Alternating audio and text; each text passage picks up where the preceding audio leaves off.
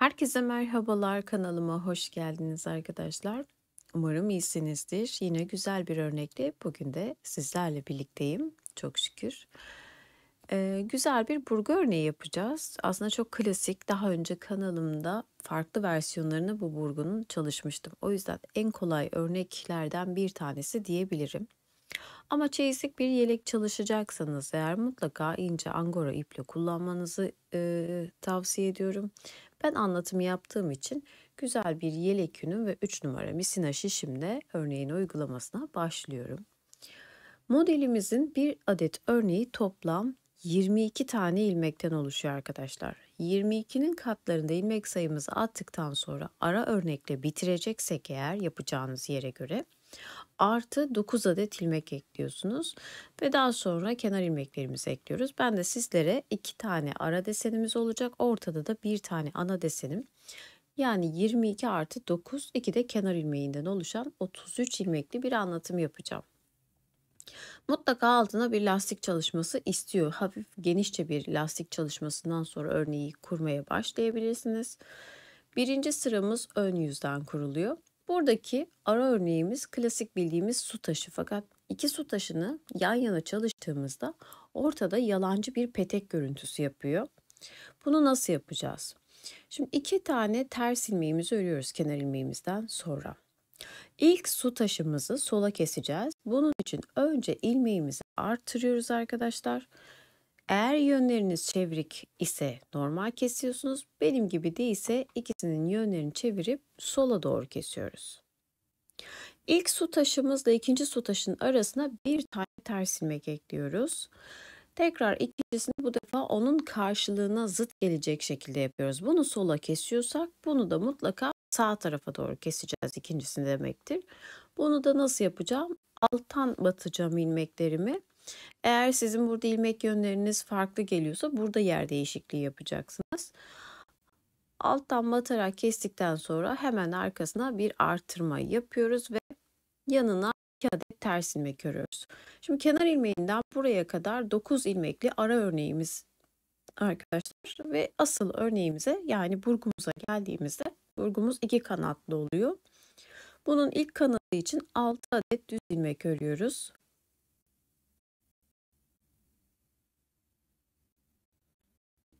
6 düzden sonra araya 1 adet ters örüyoruz ve ikinci sol kanadı için de yine 6 tane düz ilmek örüyoruz. Yani bir burgumuz 13 ilmekten, ara desenimiz de toplam 9 adet ilmekten oluşuyor. Bunların birleşimi 22 ilmek şeklinde böylelikle tamamlanıyor. Bunun aynısını tekrar ediyorsunuz arkadaşlar. Ara örnek ve bir tane ana desen olacak şekilde. Yine sona geldik. Ara desenli örneği bitireceğim. Önce 2 adet ters ilmek örüyorum. İlk su taşımı sola keseceğim. O yüzden önce ilmeğimi artırıyorum. Burada tek ilmeğin yönünü çevirebilirsiniz. Benimki alışkanlık. Ben ikisini birden çeviriyorum. Ve yönlerini çevirdiğim ilmeklerimi arkadan alıp düz örgü şeklinde kesiyorum. Araya 1 adet ters ilmek ördükten sonraki ikinci su taşımı da alttan batarak sağ tarafa doğru şöyle kesiyorum ve arkasına ilmek atıyorum. Artırmamı yaptıktan sonra da 2 adet ters ilmeğim var ve kenar ilmeğimi örerek kurulum sıramızı bitiriyoruz. Tersine döndüğümüzde ilmekleri gördüğüm gibi çalışacağım. Kenar ilmeğimi örmeden aldım. 2 tane düz ilmeğim var. Devamında 2 adet ters ilmek. Arada bir tane düzüm var. Tekrar 2 adet ters ilmek ve 2 düz. Örneğe geldiğimde önce 6 adet ters ilmek örüyorum.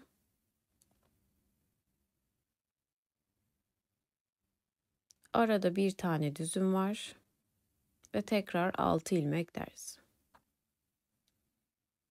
Çok kolay, çok çabuk ilerleyen bir örnek. Yine 2 düz, 2 ters, 1 düz, 2 ters 2 düz ve kenar ilmeğim. İkinci sıramı da tamamlıyorum. Zaten örneğimiz toplamı 6 sıradan oluşuyor. Tersine gelen bütün ilmekler aynı bu teknikle örülmeye devam ediliyor. Yerler değişmediği için örgü tekniğimiz de değişmiyor tersinde. Ön yüze geldim. Kenar ilmeğimden sonra 2 tane ters ilmeğimizi örüyoruz. Şimdi şöyle bakalım. Bakın zaten örnek kendini artık gösterecek. Bu ilk etapta sola kestiğimiz su taşımız. Şimdi bunu sağa keseceğiz. Yani şöyle alttan batıp sağ tarafa doğru kesiyorum. Arkasına ilmeğimi arttırıyorum. Araya bir adet ters ilmek ördükten sonra şimdi bakın bu da sola doğru kesilecek olan ilmeğim. Önce sağa kesmiştik. Bir arttırdım. 2 ilmeğin yönlerini, tek ilmeği de çevirebilirsiniz ama 2 ilmeğin yönlerini çevirince sanki görüntüsü daha güzel oluyor. Sola doğru kesiyoruz. Ve tekrar 2 adet ters ilmek örüyoruz. Evet, su taşlarımızın ilkini hangi yöne çeviriyorsak diğeri demek ki tam zıttı olacak şekilde ilerliyor. Şimdi 6 adet düz ilmeğimiz vardı biliyorsunuz. Sondaki 3 adet düz ilmeği şöyle ilk etapta ön taraftan sağ şişime aldım.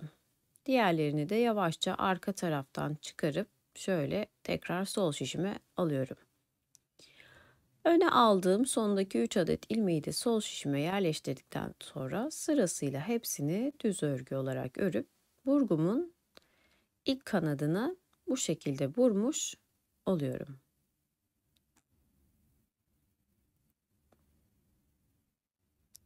Şimdi araya bir adet ters örüyorum ve geliyoruz ikinci burgumuza. Şimdi buradaki de baktığınızda sondaki grubu ön tarafa alacağız. Onu ben şöyle yapıyorum. Bakın ilk üçünü örmüyorum. Şöyle sağ şişimi aldım, ipim arkada. Son kalan 3 tanesini düz olarak örüyorum. Şimdi ilk önce örmediğim 3 adet ilmeğim vardı. Onları ön taraftan sol şişime yerleştirdim. Diğerlerini de tamamen çıkarıp ördüklerimi de arka taraftan sağ şişime koydum. Şimdi bu örmediğim 3 ilmeğimi de örüp buradaki burgumuzu da tamamlayıp dörtlü burgumuzu yapmış oluyoruz. Bakın böyle bir görüntüsü olacak. Tekrar ara örneğe geldik. Önce 2 ilmek ters örüyorum. Sıradaki 2 düz ilmeği alttan batıp sağ tarafa doğru kesiyorum. Sağ taraftan sonra artırmayı arkasına yapıyoruz. Devamında bir ters ve yine önce artırıp sonra 2 ilmeğin yönlerini çevirip sola doğru kesiyoruz. Devamında 2 ilmek ters ve kenar ilmeğimizi de örerek 3. sıramızı bitiriyoruz. Dediğim gibi 4. sırada yine düzler düz, tersler ters. Örnekteki yine 6 ters, 1 düz, 6 ters şeklinde ilerleyip ön yüze 5. sıraya geliyorum. Kenar ilmeğimi örmeden aldım. 2 adet ters ilmek örüyorum. Şöyle baktığımızda bakın zaten ajur deliği gözüküyor. Eğer arkaya atıldıysa sağ demektir. Şimdi bu tarafa atacaksak mutlaka sol olması gerekiyor. 2 ilmeğin yönlerini çevirdim. Sola doğru kestim. Araya bir adet ters ördükten sonra ilkini sola kestiysem bunu da sağa keseceğim demektir. Alttan batıp ikisini birlikte kesiyorum ve arkasına ilmeğimi atıyorum. 2 tane ters ilmek. Evet bakın bu şekilde. Devam ediyorum. Yine burgumuzdaki ilmeklerimizi düz boş olarak öreceğim. Yani 6 ilmek düz örüyorum. Araya bir ters ve tekrar 6 ilmek düz. 2 ters. Önce artırıyorum. 2 ilmeğimin yönlerini çevirip sola doğru kesiyorum. Araya bir ters örüp yine 2 ilmeği birlikte sağ tarafa doğru kesip ilmeğimi artırıyorum. 2 ters ve kenar ilmeğimi de örüp 5. sıramı ön yüzdeki örneğimin son sırasını tamamlamış oluyorum. Dediğim gibi tersinde bir işlem yapmıyoruz. Yine 2. sırada olduğu gibi Düzleri düz, tersleri ters olarak çalışacağız. Yani 2 düz, 2 ters, 1 düz, 2 ters, 2 düz ve örnekte zaten göründüğü gibi 6 tane tersim, 1 düzüm ve yine 6 adet tersimizle çalışıp 6. sırayı da bitiriyoruz. Modelimiz bu kadar arkadaşlar. Yani buradan buraya kadar çalıştığımız bu 6 sıra şeklinde oluyor. Buradan itibaren yine 1. sırayı çalışacaksınız. Yani her burgunun arasına 4 sıra işlemiş olacaksınız. Bakın yine 2 tane ters ördüm. Sırasıyla bakıyorum. 2 ilmeği alttan battım, sağ tarafa doğru kestim ve ilmek arttırdım. Araya bir ters ördüm. Tekrar arttırdım ve 2 ilmeğin yönlerini çevirip sola doğru kestim. 2 ilmek ters. Şimdi su taşında ilk sırada sol kesimle başlamıştık. Fakat burada sağ kesimle, buraya da takılmayın. Su taşı nasıl geliyorsa o şekilde ilerleyecek. Fakat burgumuza geldiğimizde yine 1. sıradaki gibi önce bütün ilmekleri görüldüğü gibi örüyoruz. 6 düz, 1 ters ve 6 düz şeklinde. 3. sırada kesiyoruz ve 5. sırada tekrar boş olarak örüyoruz. Bu şekilde burgumuzu büyütmüş oluyoruz. Yine ara desene geldim. Önce sağ kesimi yaptım. Bir ters ördüm. Devamında bir arttırıp bu defa ilmeklerin yönünü çevirip sola doğru kestim. Ve 2 adet tersimi de örüp sıramı tamamlıyorum. Kalın ipte görüntüsü çok hoş olmuyor açıkçası. Ama Angora'da bu örnek inanılmaz zarif duruyor. O yüzden yapacağınız yöre burguyu tabii ki kalın bir iple de çalışabilirsiniz. Fakat bu örneği yelek olarak çalışmak isteyenler mutlaka bu şekilde bir ince angora ile uygulamasını tavsiye ediyorum. Bakın aradaki su taşının görüntüsü aynı bir petek örgüyü andırıyor farkındaysanız. Böyle yalancı kolay bir petek örgüsü şeklinde bu modeli de uygulayabilirsiniz. Ve karşılıklı bir şekilde açılıp kapanıyor. O yüzden gerçekten çok zarif duruyor. Umarım beğenmişsinizdir. Yine sizlerle birlikte olmak dileğiyle, çünkü bu hafta beni çok zorlu bir hafta bekleyecek arkadaşlar. Umarım sizlerle birlikte yeni örneklerle yine karşınızda olmaya çalışabilirim. Bir sonraki videomuzda görüşmek üzere. Hoşça kalın, sağlıkla kalın. Kanalıma abone olmayı, yorum yapmayı ve beğenmeyi lütfen unutmayın. Rabbim ömür verdikçe ben de sizlerle birlikte güzel işler yapmaya devam edeceğim. Hoşça kalın.